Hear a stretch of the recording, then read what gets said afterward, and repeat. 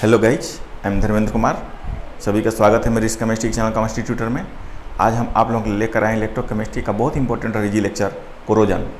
Video start करने से पहले हम आप लोग से छोटी सी रिक्वेस्ट है, जिन लोगों ने मेरे चैनल को सब्सक्राइब नहीं किया हो तो प्लीज़ सब्सक्राइब करके बेल आइकन को प्रेस कर दें, साथ ही ऑल नोटिफिकेशन ऑन कर दें ताकि मेरे द्वारा अपलोड किए गए वीडियो का नोटिफिकेशन आप तक पहुँचे सबसे पहले। Let me introduce my self, I am Dharmendra Kumar and my lovely channel chemistry tutor. तो हम स्टार्ट करते हैं कोरोजन।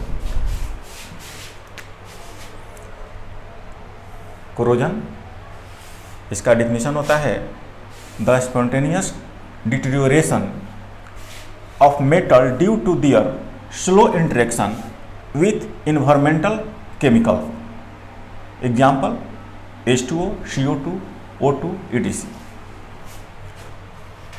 कोरोजन का हिंदी होता है संक्षारण।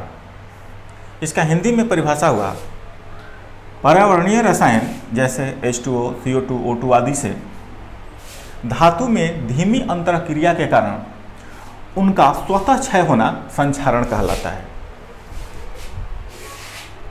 कोरोजन का एग्जाम्पल है रस्टिंग इन आयरन, लोहे में जंग लगना। सेकंड एग्जाम्पल है कलरेड डिपोजिट, कॉपर गेट ए ग्रीन कलर डिपोजिट, कॉपर का हरा होना।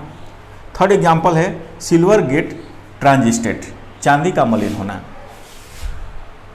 फर्स्ट एग्जाम्पल है रस्टिंग इन आयरन, जो आयरन में रस्ट जो लगता है वो कोरोजन के ही वजह से लगता है। जो कॉपर पर ग्रीन कलर का मटेरियल डिपॉजिट हो जाता है वो कॉपर के कोरोजन के कारण ही होता है। अगर सिल्वर का ट्रांजिशन होता है तो वो सिल्वर के कोरोजन के कारण ही होता है। तो आप लोग इसको कॉपी कर ले।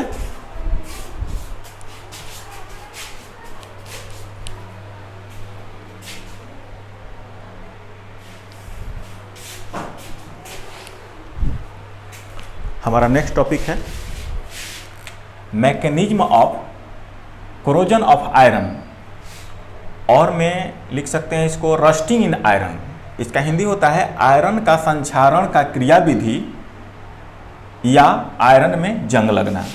हम लोग देखेंगे कि आयरन में जंग लगने का क्रियाविधि क्या है, यानी कि रस्टिंग इन आयरन का मैकेनिज्म क्या है, या किस तरह से हमारा आयरन जो है कोरोड होता है उसका मैकेनिज्म क्या है। Mechanism of corrosion of iron, iron के कोरोजन का मैकेनिज्म को हम लोग समझेंगे कि किस तरह का इसका मैकेनिज्म है, यानी कि आयरन में जंग किस तरह से लग जाता है, और जंग जो होता है जिसको हम लोग इंग्लिश में रस्ट बोलते हैं, इसका फार्मूला क्या होता है। तो देखिए, जो रस्ट होता है इसका फार्मूला होता है Fe2O3H2O। यह ब्राउन कलर का रस्ट होता है, यानी कि भूरे रंग का जंग, जिसका फार्मूला है, अगर रस्ट का फार्मूला अगर आपको बताना हो तो आप Fe2O3H2O बता सकते हैं। इसका नेम होता है हाइड्रेटेड फेरिक ऑक्साइड। हाइड्रेटेड मतलब जलीय, इसमें जल है। फेरिक ऑक्साइड के हिंदी फेरिक ऑक्साइड ही होता है, तो हाइड्रेटेड फेरिक ऑक्साइड के हिंदी हुआ जलीय फेरिक ऑक्साइड। तो आप अच्छी तरह समझ गए होंगे कि जो आयरन में जो रस्ट है, इस रस्ट का फार्मूला होता है Fe2O3H2O, जिसको हाइड्रेटेड फेरिक ऑक्साइड बोलते हैं, जो कि ब्राउन कलर का रस्ट होता है। अब देखिए किस तरह से यह रस्टिंग का मैकेनिज्म होता है। तो इसके लिए हम एक आयरन का बॉक्स ले रहे हैं। ये हमारा एक आयरन का बॉक्स है। आयरन का रड या कोई भी आयरन का ऑब्जेक्ट आप ले सकते हैं। आयरन बहुत सारे Fe एटम से बना हुआ है, तो इसमें हमने सपोज मान लिया कि 2 एटम जो है आयरन का इलेक्ट्रॉन लूज करके Fe2+ में कन्वर्ट हो रहा है।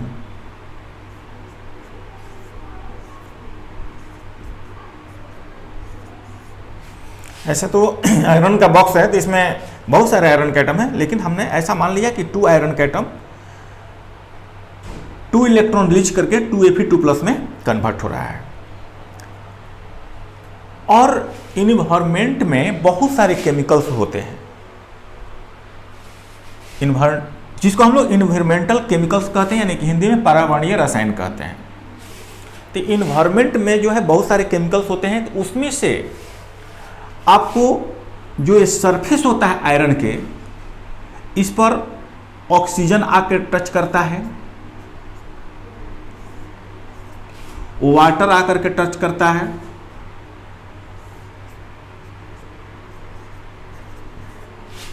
कार्बन डाइऑक्साइड टच करता है, और कार्बन डाइऑक्साइड इस वाटर से भी रिएक्शन कर लेता है। जिस सरफेस पर जो भी इन्वायरमेंटल केमिकल्स टच में आते हैं उसमें से ऑक्सीजन है, वाटर है, कार्बन डाइऑक्साइड है, लेकिन इस सरफेस पर कार्बन डाइऑक्साइड H2O से भी रिएक्शन कर लेता है, और H2O से रिएक्शन करके बहुत सारा H2CO3 बना देता है।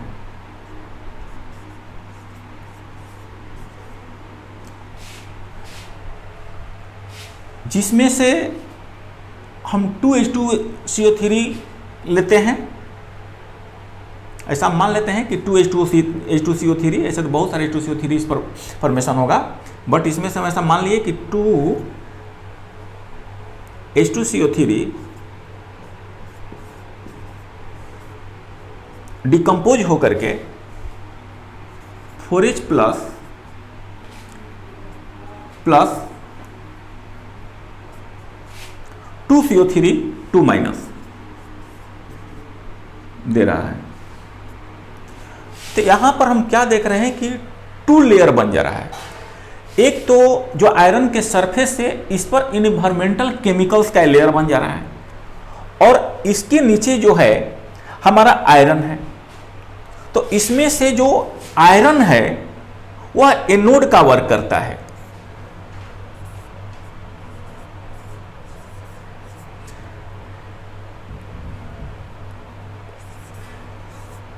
क्योंकि इस पर इलेक्ट्रॉन लूज हो रहा है, यहां ऑक्सीडेशन हो रहा है, इसलिए यह एनोड का वर्क करता है, क्योंकि एनोड पर ऑक्सीडेशन होता है। और जो ये इन्वायरमेंटल केमिकल्स का जो लेयर बनता है, यह जो लेयर कैथोड का वर्क करने लगता है।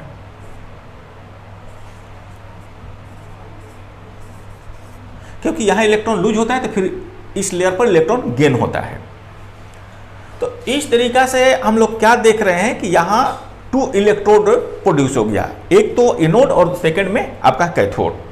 तो यहां जो है एनोड पर जो है निगेटिव चार्ज होता है, क्योंकि इलेक्ट्रॉन लूज हो रहा है इस पर, तो आपको ये निगेटिव चार्ज हो गया, और जो कैथोड होता है पॉजिटिव चार्ज होता है।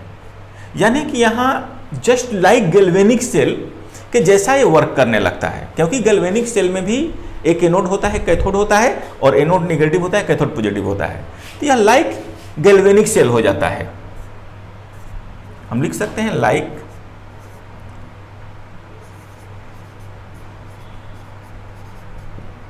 Galvanic cell. और गैल्वेनिक सेल में हम लोग क्या जानते हैं कि जो एनोड रड होता है वो कोरोड होता है, क्योंकि लगातार उसका क्षय होता है। आपको याद होगा कि जब हम लोग गैल्वेनिक सेल का स्टडी किए थे, तो उसमें जो एनोड था उस पर ऑक्सीडेशन होता था और नेगेटिव होता था, और कैथोड जो है रिडक्शन होता था और उस पर पॉजिटिव होता था। तो एनोड रड का जो जिंक एटम होता है, इलेक्ट्रॉन लूज करके Zn2+ में कन्वर्ट हो जाता है, और जिंक रड कंटिन्यू कोरोड होते जाता है, Zn2+ में कन्वर्ट होकर के वो कोरोड होते जाता है। सिमिलरली यहां पर भी हमारा जो एनोड होगा वो Fe2+ में कन्वर्ट होकर के कोरोड होते जाता है, और इसी Fe2+ के वजह से हमारा रस्ट का फॉर्मेशन होता है। जो रस्ट है, इस रस्ट का फॉर्मेशन हो जाता है। तो आप लोग इसको कॉपी करें, तब हम आगे बताते हैं कि इस एनोड पर किस तरह का रिएक्शन होता है और इस कैथोड पर किस तरह का रिएक्शन होता है।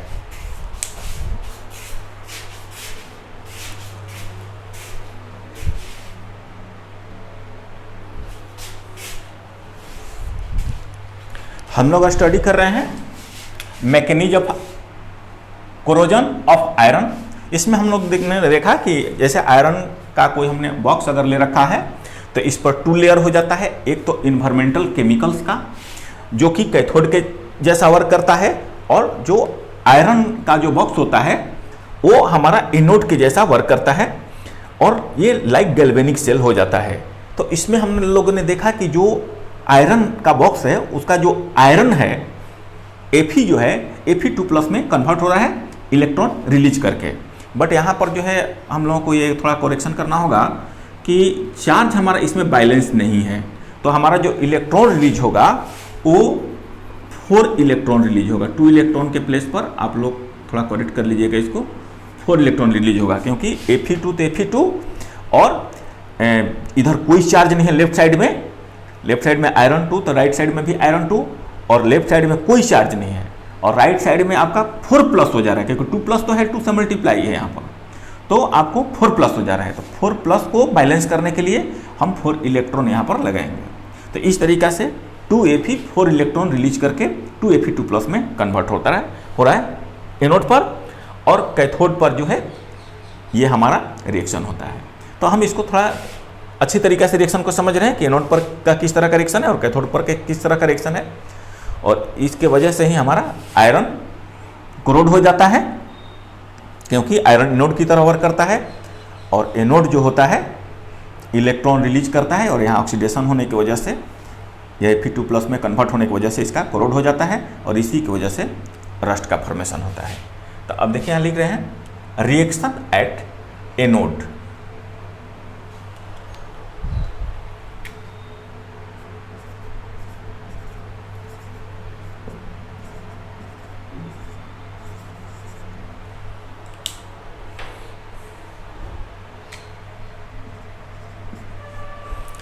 ये हमारा एनोड का रिएक्शन है जिस पर कि 2Fe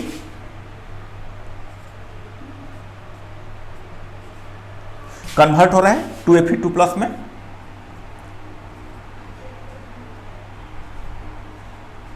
और 4 इलेक्ट्रॉन रिलीज हो रहा है यहां पर।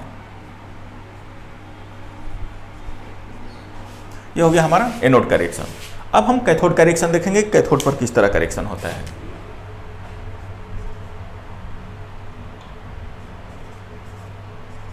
Reaction at cathode.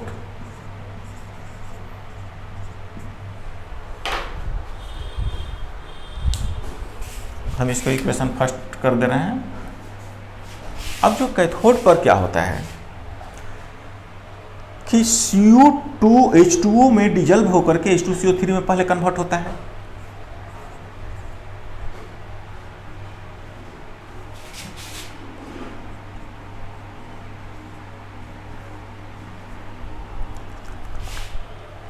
और H2CO3 जो है यह 2H+ और CO3 में डिकम्पोज हो जाता है। तो यहाँ हम 2 मॉलिक्यूल्स H2CO3 के ले रहे हैं, ऐसे तो बहुत सारा मॉलिक्यूल्स यहाँ फॉर्मेशन होंगे, इसमें से हम 2 मॉलिक्यूल्स को ले रहे हैं। 2H2CO3 या 4H+ + 2CO3 2- में डिकम्पोज हो जाएगा।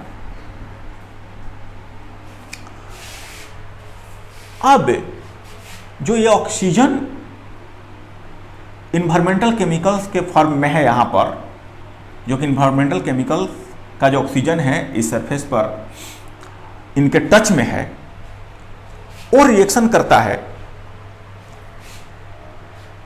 4H+ से। तो यहां पर हम लिखेंगे नाउ ये O2 जो है जो 4H+ देता है, क्योंकि सरफेस पर दोनों टच में आ जाते हैं, और ये O2 रिएक्शन कर लेता है 4H+ से और ये बना लेता है वाटर।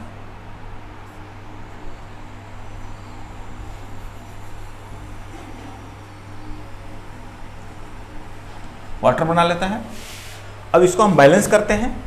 लेफ्ट साइड में O2 है और राइट साइड में O1 है, तो यहाँ पर 2 फैक्टर लगाएंगे, जिससे हमारा लेफ्ट साइड में भी O2 हो जाएगा, राइट साइड में भी O2 हो जाएगा। राइट साइड में H4 हो गया, तो इधर तो H4 है बट राइट साइड में कोई चार्ज नहीं है और लेफ्ट साइड में 4+ है। तो चार्ज को बैलेंस किया जाता है इलेक्ट्रॉन के द्वारा। तो यहाँ हम 4 इलेक्ट्रॉन जो है ऐड कर देंगे, जिसकी वजह से हमारा चार्ज भी बैलेंस हो जाएगा। इसको हम इक्वेशन 2 कर देंगे। तो ये हो गया हमारा रिएक्शन एट एनोड और ये हो गया रिएक्शन एट कैथोड। अब हमारा ओवरऑल रिएक्शन क्या होगा?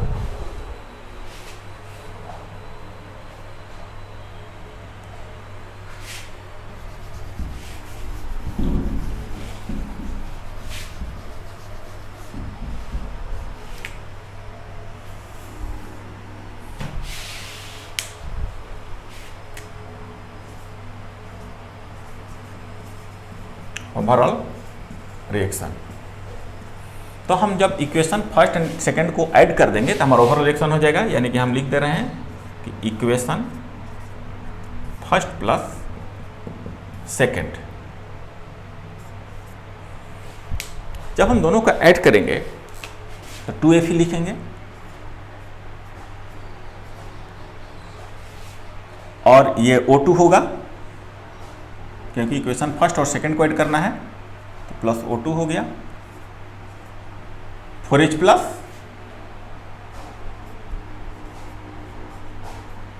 और इलेक्ट्रॉन, ये 4 इलेक्ट्रॉन है और ये भी 4 इलेक्ट्रॉन है, कैंसिल हो जाएगा। राइट साइड में 2Fe2 प्लस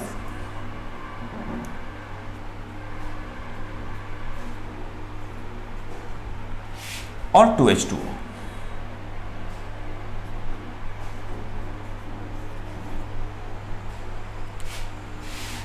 इसी फेरस आयन की वजह से हमारा रस्ट का फॉर्मेशन होता है।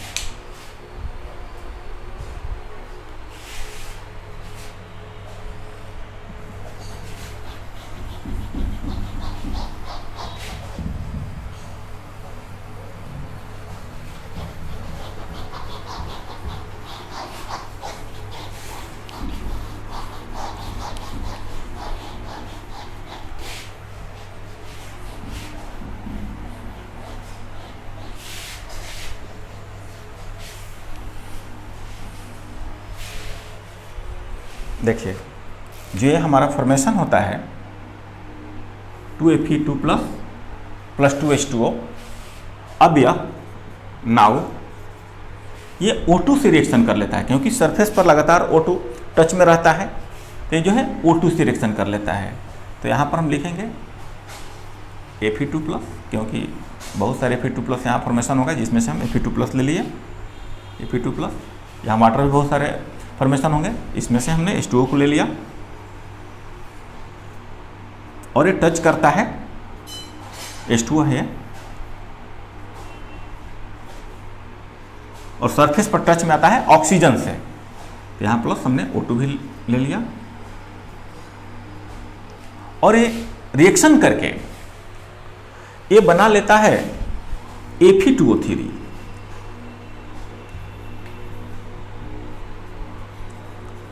Fe2O3 और Fe2O3 नहीं, 2Fe2O3।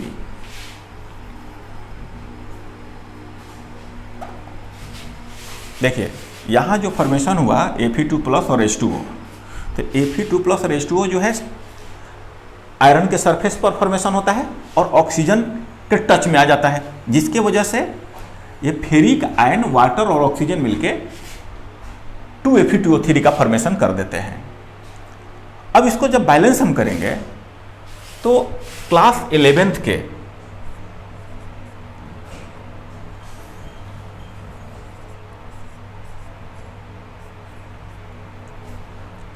रिडक्स रिएक्शन चैप्टर में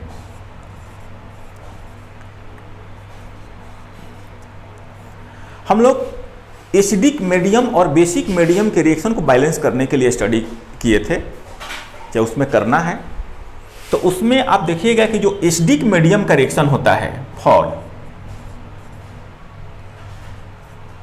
एसिडिक रिएक्शन,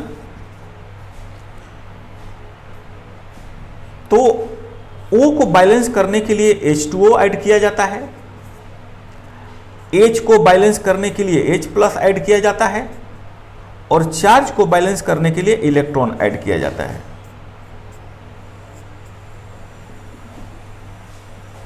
यानी कि क्लास 11th के रिडक्स रिएक्शन चैप्टर में for acidic reaction, acidic reaction के लिए जो बैलेंसिंग का रूल है उसमें ऑक्सीजन बैलेंस होता है H2O के द्वारा, हाइड्रोजन बैलेंस होता है H+ के द्वारा और चार्ज बैलेंस होता है इलेक्ट्रॉन के द्वारा। तो इसमें हम पहले देखेंगे कि हमारा आयरन इधर 4 है और इधर आयरन 2 है। तो पहले तो हम 2 यहाँ लगाएंगे, नहीं सॉरी 4 लगाएंगे ताकि हमारा जो है आयरन 4 हो जाए। ऑक्सीजन जो है इधर 6 है, इधर ऑक्सीजन 6 है, इधर ऑक्सीजन 3 है। तो अगर हम यहाँ क्या देख रहे हैं कि 1 ऑक्सीजन के लिए 1 H2O को ऐड करना पड़ता है बैलेंस के लिए। तो यहाँ पर 3 ऑक्सीजन ज़्यादा है क्योंकि लेफ्ट साइड में 3 ऑक्सीजन है और राइट साइड में 6 ऑक्सीजन है। तो ऑक्सीजन को बैलेंस करने के लिए हम 3 H2O लगाएंगे। तो अब यहाँ लेफ्ट साइड में भी आपका ऑक्सीजन हो गया कितना, 3 यहाँ पर और ये 2 और ये 1, 6 हो गया। और राइट साइड में भी आपका 6 ऑक्सीजन हो गया। तो ये दोनों वाटर मिल करके 3 H2O और 1 H2O, 4 H2O हम एक में भी लिख सकते हैं। तो यहाँ हम ना लिख करके इसको हमने लिख दिया यहाँ पर 4 H2O। अब हमारा ऑक्सीजन तो बैलेंस हो गया, बट हाइड्रोजन इधर लेफ्ट साइड में इंक्रीज कर गया क्योंकि Fe4 है तो Fe4 है, O6 है तो O जो है 4 यहाँ 2 यहाँ 6 है, बट 8 हाइड्रोजन इंक्रीज करेगा लेफ्ट साइड में। तो हाइड्रोजन को बैलेंस करने के लिए क्या ऐड किया जाता है, H+ ऐड किया जाता है। तो 8H+ हम राइट साइड में ऐड कर देंगे। और लास्ट में चार्ज की बैलेंसिंग देखेंगे। चार्ज को इलेक्ट्रॉन द्वारा बैलेंस करेंगे तो चार्ज बैलेंस है क्योंकि इधर जो है 2+ है, 4 से मल्टीप्लाई है तो 8+ हो गया लेफ्ट साइड में और राइट साइड में भी 8+ हो गया। तो ये हमारा रिएक्शन बैलेंस हो गया। अब जो है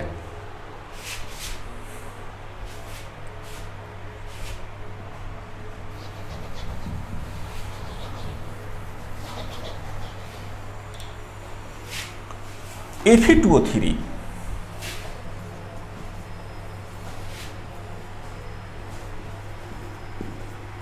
वाटर से रिएक्शन करके, वाटर मॉलिक्यूल्स का नंबर कुछ भी हो सकता है, X है नंबर ऑफ वाटर मॉलिक्यूल। तो X H2O से रिएक्शन करके Fe2O3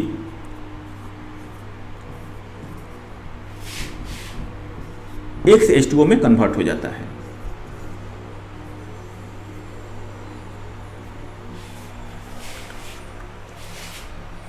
यह हमारा फेरिक ऑक्साइड है लेकिन इसमें वाटर है, साथ में वाटर है इसके, तो इसको हम लोग बोलेंगे हाइड्रेटेड फेरिक ऑक्साइड।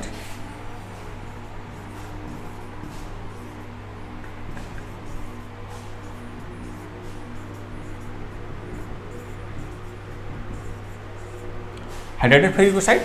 और यही जो होता है ब्राउन कलर का रस्ट होता है, यानी कि इसको हम लोग लिख सकते हैं ब्राउन रस्ट।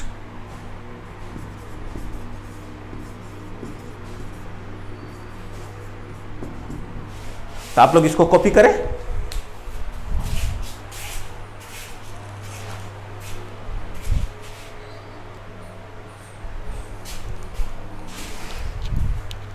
हम लोगों का नेक्स्ट टॉपिक है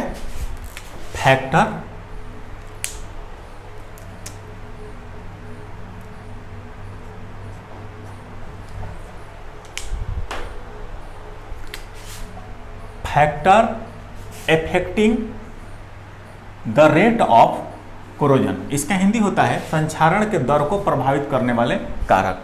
किस किस वजह से कोरोजन फास्ट होगा। इसमें 3 टेबल बनाए हुए हैं, एक फैक्टर के लिए, एक कंडीशन किस कंडीशन पर रेट इंक्रीज करेगा और फिर रेट ऑफ कोरोजन क्या होगा, इंक्रीज करेगा कि डिक्रीज करेगा। तो सपोज जैसे मान लीजिए कि फर्स्ट हमने लिया है रिएक्टिविटी ऑफ मेटल। मेटल की रिएक्टिविटी मोर रहने पर कोरोजन क्या होगा और लेस रहने पर क्या होगा। तो यहाँ लिखा गया है कंडीशन में कि मोर इलेक्ट्रोपॉजिटिव मेटल कोराइडेड फास्टर, यानी कि मेटल की रिएक्टिविटी, अगर मेटल मोर इलेक्ट्रोपॉजिटिव होता है तो फिर वो फास्टर उसका कोरोड होगा। सेकेंड पॉइंट है हमारा कि प्रेजेंस ऑफ इम्प्यूरिटी। यदि हमारा मेटल में इम्प्यूरिटी प्रेजेंस हो तो क्या होगा, कोरोजन फास्ट होगा या स्लो होगा।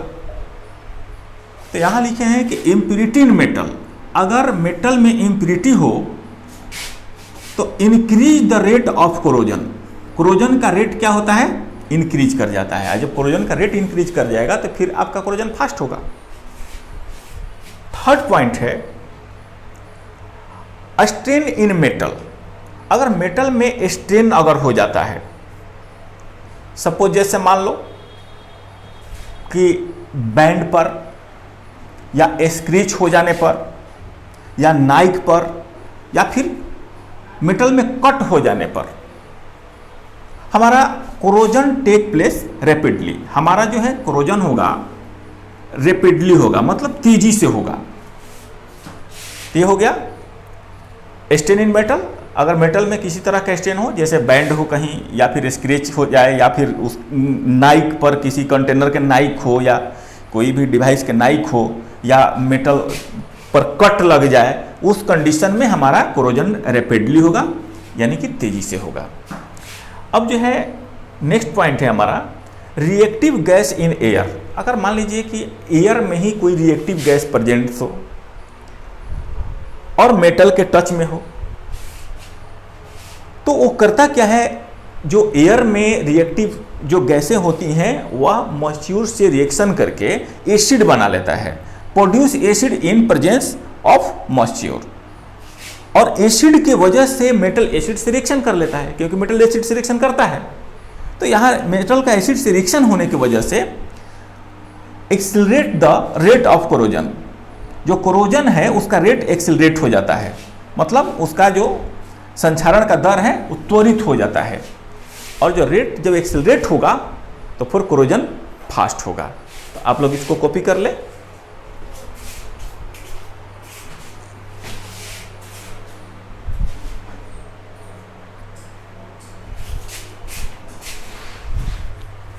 हमारा नेक्स्ट हेडिंग है प्रिवेंशन ऑफ रस्टिंग, जंग लगने से रक्षा।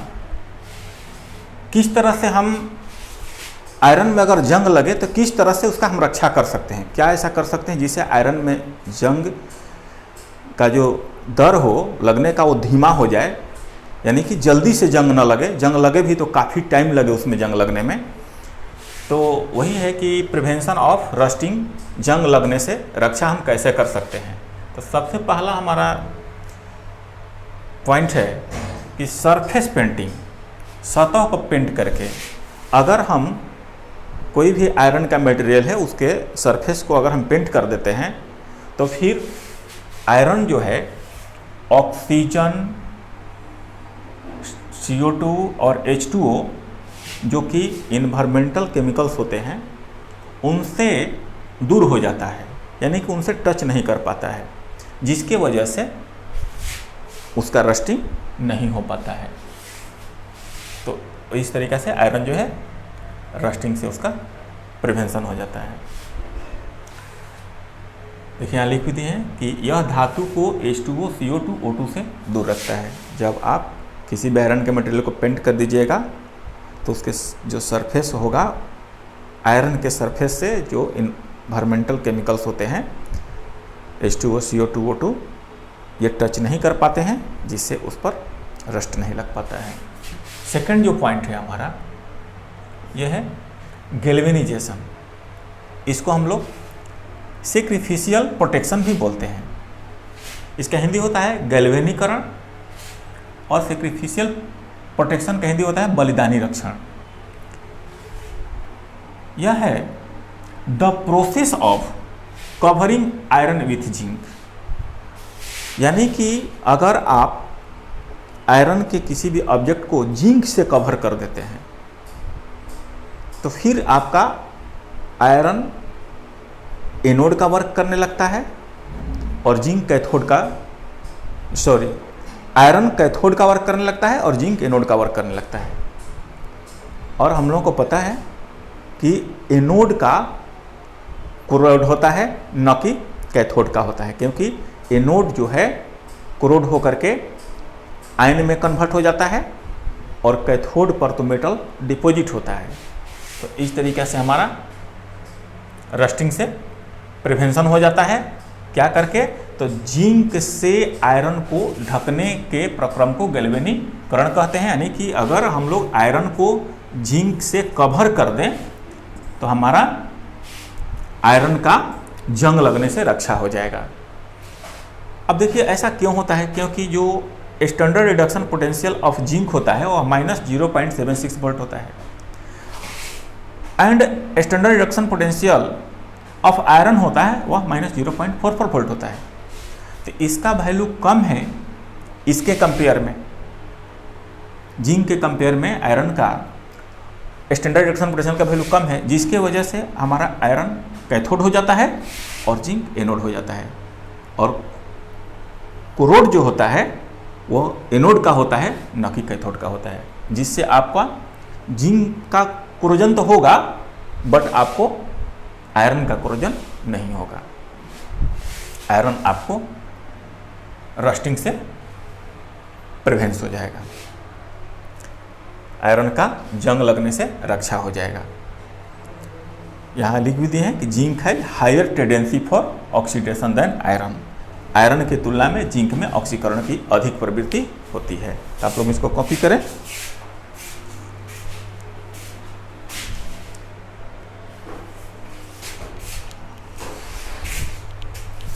प्रिवेंशन ऑफ रस्टिंग का एक और तरीका है, प्रिवेंशन ऑफ रस्टिंग। ये हम लोग इसको बोलते हैं जिसके द्वारा हम लोग रस्टिंग का प्रिवेंशन करते हैं, कैथोडिक प्रोटेक्शन। इसको हम लोग इलेक्ट्रिकल प्रोटेक्शन भी कहते हैं। इसका हिंदी हुआ कैथोडिक प्रोटेक्शन का कैथोडिक रक्षण, और इलेक्ट्रिकल प्रोटेक्शन का होता है विद्युतीय रक्षण। इस मेथड का, इस प्रोसेस का यूज किया जाता है for the protection of underground pipe. जो अंडरग्राउंड पाइप होते हैं, जो जमीन के अंदर जो आयरन के पाइप होते हैं, उसके प्रोटेक्शन के लिए इस प्रोसेस का यूज किया जाता है, जो प्रोसेस है कैथोडिक प्रोटेक्शन या इलेक्ट्रिकल प्रोटेक्शन। सपोज मान लीजिए कि हमारा ये अर्थ सरफेस है जिसमें सॉइल होता है, अर्थ सरफेस है और अर्थ में, अर्थ क्या है, सॉइल है, और इस अंडरग्राउंड में जो है हमारा आयरन का पाइप ये डाला हुआ है। ये हमारा अंडरग्राउंड पाइप हुआ। किसके अंडरग्राउंड है? तो अर्थ के अंडरग्राउंड है। यह हमारा आयरन पाइप है, आयरन पाइप। अब हम करते क्या हैं कि आयरन से ज़्यादा रिएक्टिव मेटल इस पाइप से डायरेक्ट भी जोड़ सकते हैं या फिर किसी वायर के थ्रू भी जोड़ सकते हैं। तो हमने आयरन से मोर रिएक्टिव मेटल हमने मैग्नीशियम ले रखा है यहाँ पर, और इसको कंडक्टर वायर के थ्रू इस अंडरग्राउंड पाइप से कनेक्ट कर दिया है इसको।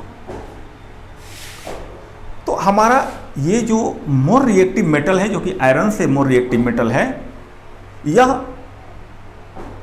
प्रोटेक्टिव मेटल कहलाएगा।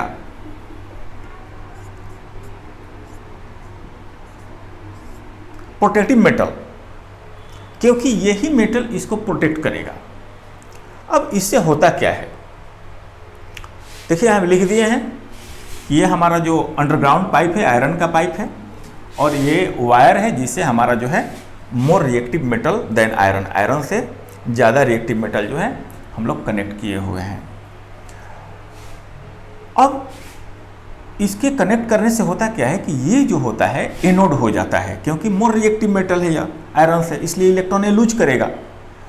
मोर रिएक्टिव मेटल होने की वजह से इलेक्ट्रॉन लूज करेगा, जिसकी वजह से ये हमारा एनोड हो जाता है, और आयरन जो है, आयरन का पाइप जो है कैथोड का वर्क करने लगता है। तो यहाँ पर ये जो है हमारा एनोड का वर्क करने लगता है, एनोड, और इलेक्ट्रॉन इस पर लूज होने की वजह से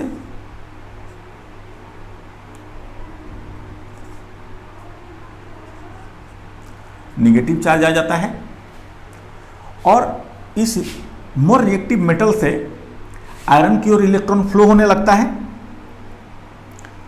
यहां पर सपोज इस वायर से होकर के इलेक्ट्रॉन फ्लो होने लगेगा यहां पर, जिसके वजह से ये जो है कैथोड के जैसा वर्क करने लगता है। ये हो गया हमारा आयरन का पाइप, कैथोड, और इस पर पॉजिटिव चार्ज आ जाता है।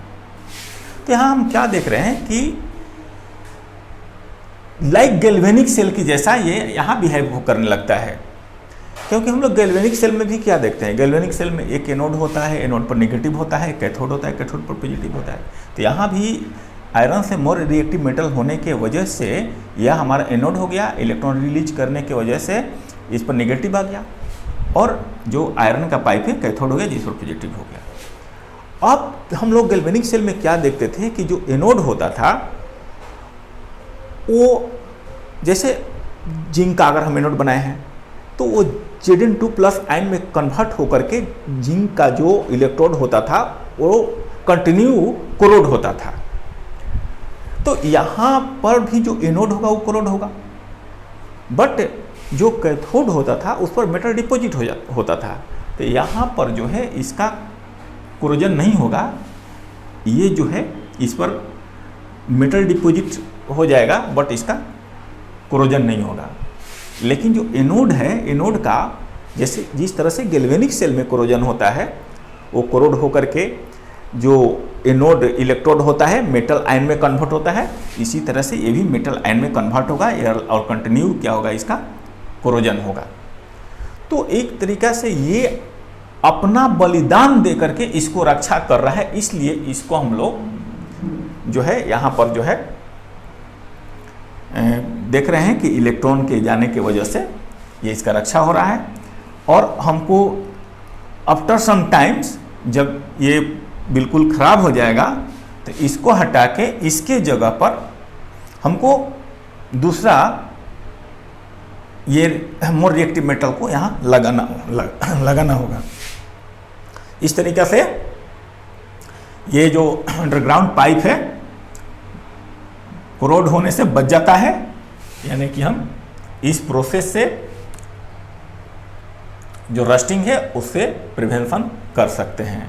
जो आयरन में जो जंग लगता वो जंग जो है नहीं लगेगा या फिर बहुत ही स्लो रेट से यहाँ पर जंग लगेगा। तो आप लोग इसको कॉपी कर लें।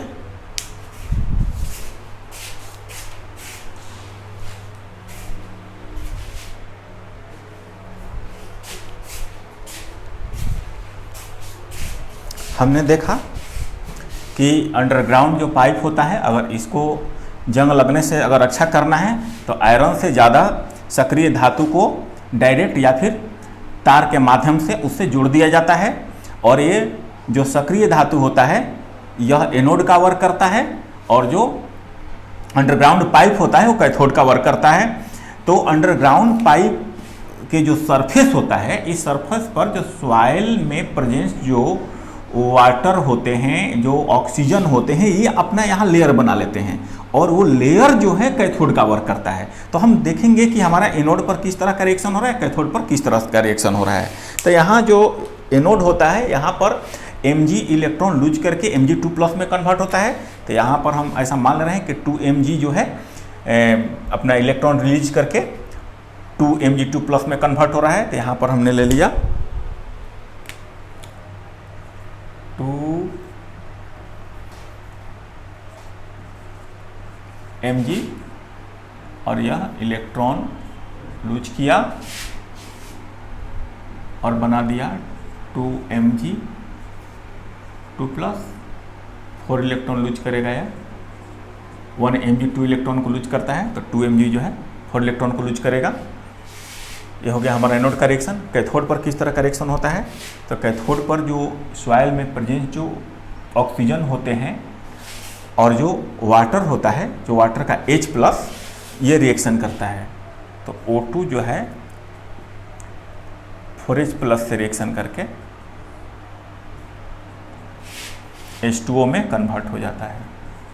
बैलेंस के लिए यहाँ 2 लगा देंगे और यहाँ पर 4 इलेक्ट्रॉन लगा देंगे।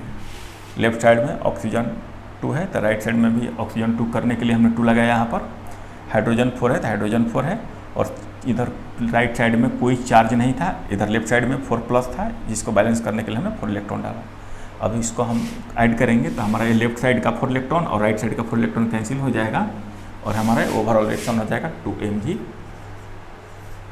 Plus O2 plus 4H plus arrow 2Mg2 plus 2H2O। आप लोग इसको कॉपी कर लें और वीडियो को लाइक करें, कमेंट करें, शेयर करें, सब्सक्राइब करें। Thank you.